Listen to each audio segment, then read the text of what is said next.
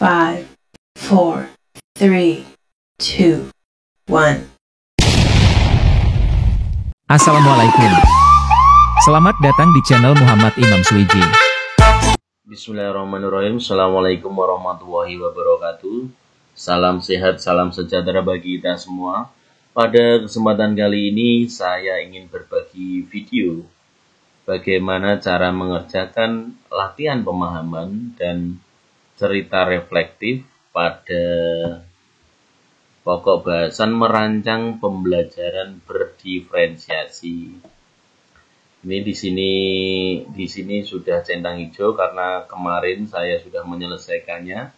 Pada kesempatan kali ini kita akan selesaikan juga, yaitu merancang pembelajaran berdiferensiasi yang belajar mandirinya itu kurang lebih selama 6 jam pelajaran.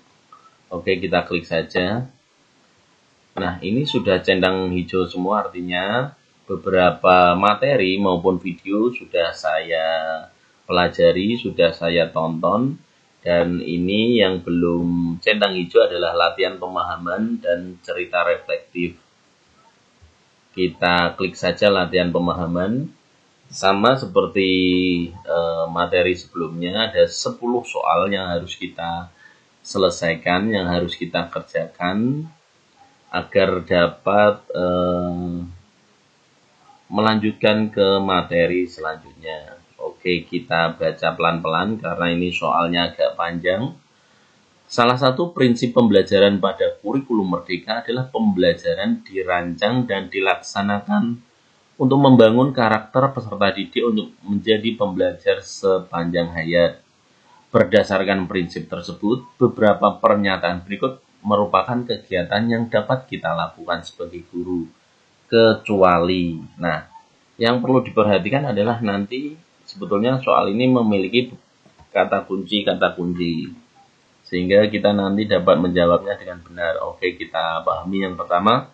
Guru memastikan setiap aktivitas pembelajaran selalu diiringi dengan pemberian tugas untuk mengukur pemahaman peserta didik terhadap materi yang dipelajari.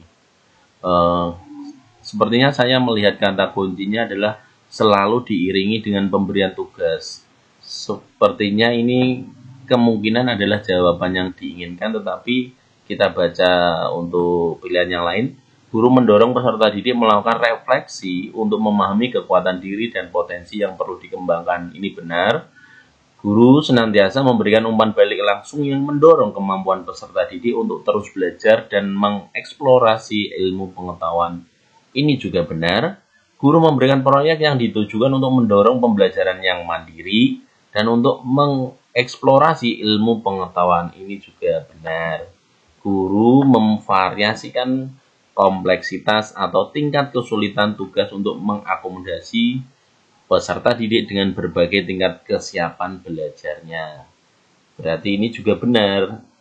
Seperti tebakan saya tadi, ini sepertinya jawaban yang diinginkan. Oke, benar, kita lanjut. Nah, ini soalnya lebih panjang lagi. Sebelum melaksanakan pembelajaran, Pak Hafiz mengadakan asesmen awal untuk mengetahui profil belajar peserta didiknya. Dari hasil asesmen awal tersebut diketahui bahwa 45% peserta didik memiliki kecenderungan gaya belajar visual, 15% kinestetik, dan 40% auditori.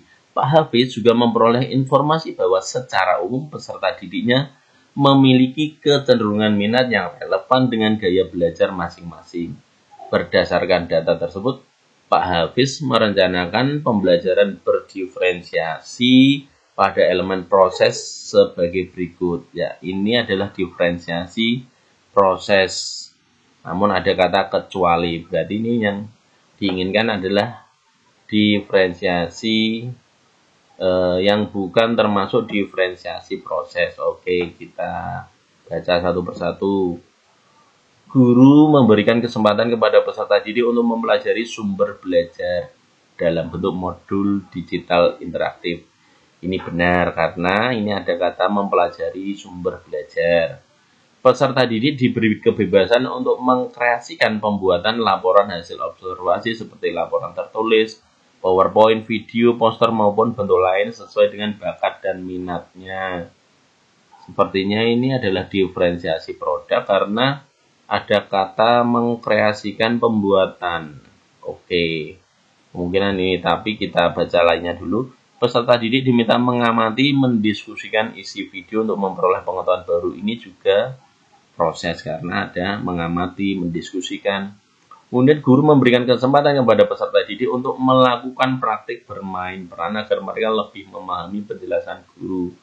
Ini juga ada dalam proses pembelajaran.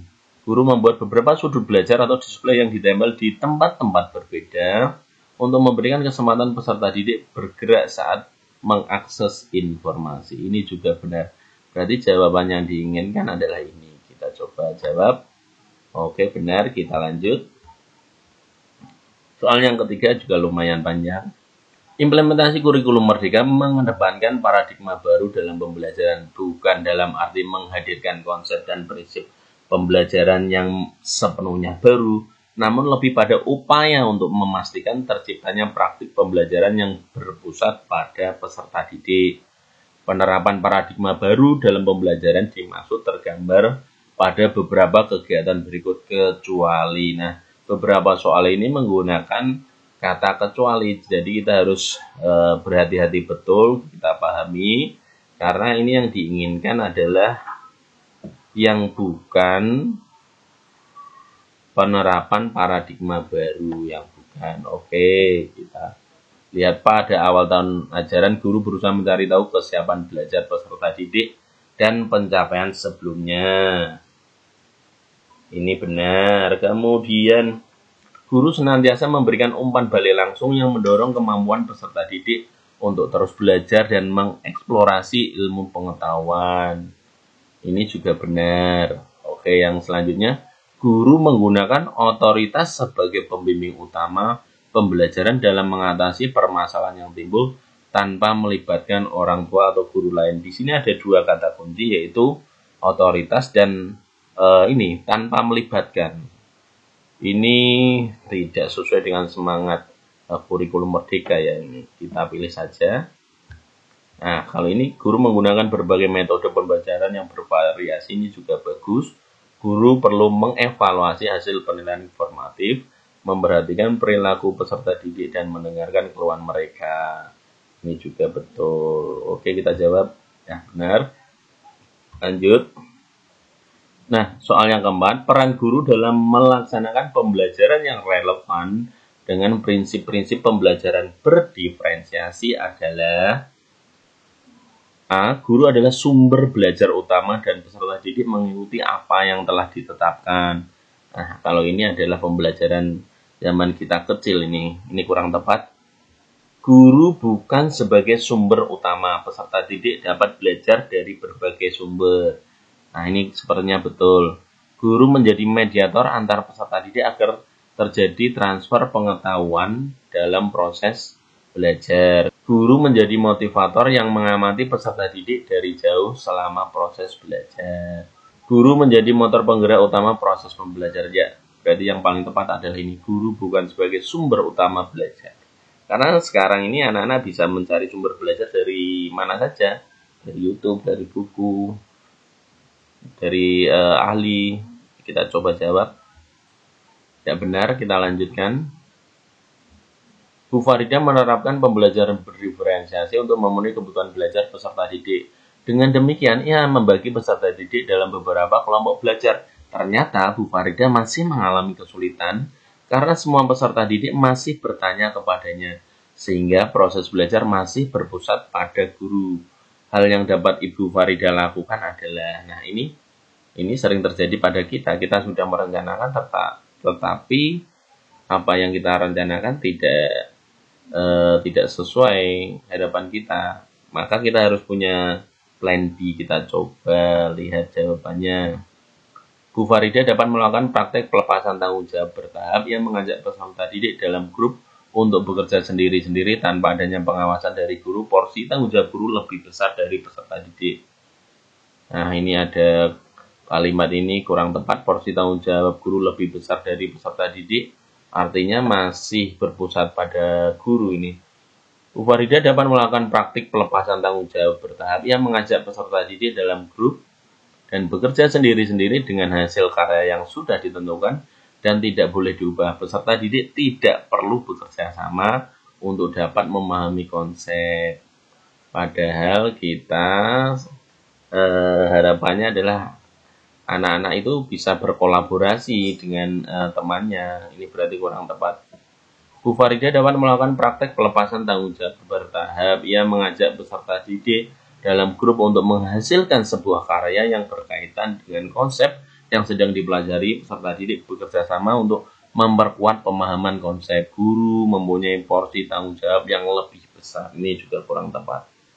Nah, ini jawabannya ini panjang sekali. Mungkin ini jawabannya, tapi kita baca dulu. Bu Farida dapat melakukan praktik pelepasan tanggung jawab bertahap. Ia mengajak peserta didik dalam grup untuk menghasilkan sebuah karya yang berkaitan dengan konsep yang sedang dipelajari. Peserta didik bekerja sama, ini bagus ini, untuk memperkuat pemahaman konsep karena mereka mempunyai porsi tanggung jawab yang lebih besar dibanding guru. Nah, ini benar. Sehingga peserta didik dapat mengaplikasikan, menerapkan sebuah ilmu secara mandiri. Guru dan peserta didik memiliki tanggung jawab bersama selama proses pembelajarannya. Ini jawaban yang bagus sekali, kita coba jawab. Nah, ternyata tepat. Lanjut. Soal ke-6, seorang guru mengadopsi elemen-elemen diferensiasi dalam pelaksanaan pembelajaran seperti menggunakan bahan bacaan yang berbeda untuk peserta didik dengan kemampuan membaca yang beragam. Namun, beberapa peserta didik masih kesulitan mencari tujuan pembelajaran. Tindakan yang paling tepat untuk mengatasi permasalahan tersebut adalah, ini tadi tidak sengaja saya klik ini, meminta peserta didik yang kesulitan untuk belajar lebih keras. Ini tambah pusing ini nanti. Mengurangi tingkat kompleksitas tugas. Meminta peserta didik untuk bekerja sendiri. Melanjutkan dengan kurikulum yang telah direncanakan. Pokoknya lanjut terus gitu. Merevisi pendekatan dan strategi pembelajaran. Nah, ini yang paling tepat. Jadi kita itu kalau memang pembelajaran kurang berhasil, kita harus mengakui bahwa ada sesuatu yang salah pada pembelajaran yang telah kita laksanakan. Maka kita jangan gengsi untuk merevisi pendekatan atau strategi pembelajaran yang kita gunakan sebelumnya. Kita jawab, oke, ternyata benar. Lanjut. Diberikan langkah-langkah sebagai berikut. Kita baca ini dulu. Alur tahapan yang perlu dilakukan oleh guru dan peserta didik untuk merumuskan tujuan belajar adalah, nah, peserta didik menentukan tujuan yang akan dicapai dan hal apa yang ingin diketahui. Ini sepertinya yang terakhir ini. Peserta didik melakukan refleksi terhadap kemampuannya. Guru memberikan gambaran rubrik sebagai harapan kompetensi dari capaian peserta didik. Kemudian guru menginformasikan tujuan belajar yang akan dicapai. Jadi menurut saya ini yang pertama adalah yang nomor 4. Pertama kita menginformasikan tujuan belajar kita itu apa nanti. Kemudian yang kedua adalah guru memberikan gambaran rubrik sebagai harapan kompetensi dari capaian peserta didik. Setelah itu baru peserta didik melakukan refleksi terhadap kemampuannya. Baru yang terakhir adalah peserta didik menentukan tujuan yang akan dicapai dan hal yang ingin diketahui. Jadi 4, 3, 2, 1. Oke, kita lihat apakah ada 4, 3, 2, 1 ini sepertinya. Oke, kita jawab. Benar, lanjut. Soal ke-8, seorang guru melaksanakan pembelajaran pada topik tertentu. Ia mendapati bahwa peserta didik belum pernah mempelajari topik tersebut. Hal yang perlu dilakukan guru pada kegiatan awal pembelajaran adalah, yang pertama, menyampaikan bahwa materi ini susah, maka perlu belajar yang konsisten. Ini anak sudah takut dulu. Menjelaskan bahwa materi ini membutuhkan praktik yang banyak, sehingga peserta didik perlu untuk menguasai semua perangkat dalam laboratorium sebelum kelas dimulai. Ini nanti anak yang minder bisa pingsan ini kalau membutuhkan praktik yang banyak, kita takut-takuti dulu. Yang ketiga, menguraikan secara umum materi yang ingin diajarkan. memantik pengetahuan peserta didik terkait materi tersebut, ini seperti apa persepsi, mengaitkan materi dengan pengalaman peserta didik dalam kehidupan sehari-hari. Ya, ini bagus, ini kita kunci dulu. Langsung menjelaskan materi tersebut sehingga peserta didik terbiasa. Baik anak-anak, hari ini kita akan belajar bla bla bla bla bla. Jadi anak hanya menerima. Yang selanjutnya memberi soal pretest terkait materi tersebut sehingga dapat memicu motivasi peserta didik. Nah, ini ya ada baiknya tapi juga ada kurang baiknya ini. Tapi yang paling tepat adalah ini. Kita coba jawab. Ya, benar. Lanjut untuk soal ke-9. Ibu Tina menemukan beberapa peserta didik yang belum mencapai tujuan pembelajaran. Sehingga mereka memerlukan kegiatan remedial. Langkah yang paling tepat untuk menyelesaikan masalah tersebut adalah yang pertama, merencanakan kegiatan pembelajaran berdiferensiasi proses dan konten untuk peserta didik yang memerlukan remedial. Kalau langsung menemukan jawaban yang bagus ya. Kita coba yang kedua, memberikan PR yang banyak, 100 soal, agar peserta didik belajar sendiri di rumah. Menghubungi orang tua anak dan melaporkan bahwa anaknya tidak mengikuti proses belajar dengan baik. Ini sampai rumah anaknya nanti dimarahin. Meminta setiap peserta didik untuk mengumpulkan tugas setiap akhir pembelajaran. Ya, yang terakhir meminta setiap peserta didik untuk membuat review materi pembelajaran. Nah, yang paling tepat adalah yang pertama. Kita coba ya kunci. Ya, benar. Soal terakhir, beberapa elemen yang perlu dipertimbangkan dalam menerapkan pembelajaran berdiferensiasi adalah sebagai berikut. Yang pertama, kebutuhan peserta didik yang beragam. Oke, ini kondisi kelas, ini juga kebutuhan guru dan kepala sekolah, ya bukan ini. Lingkungan sekolah, ini juga bukan.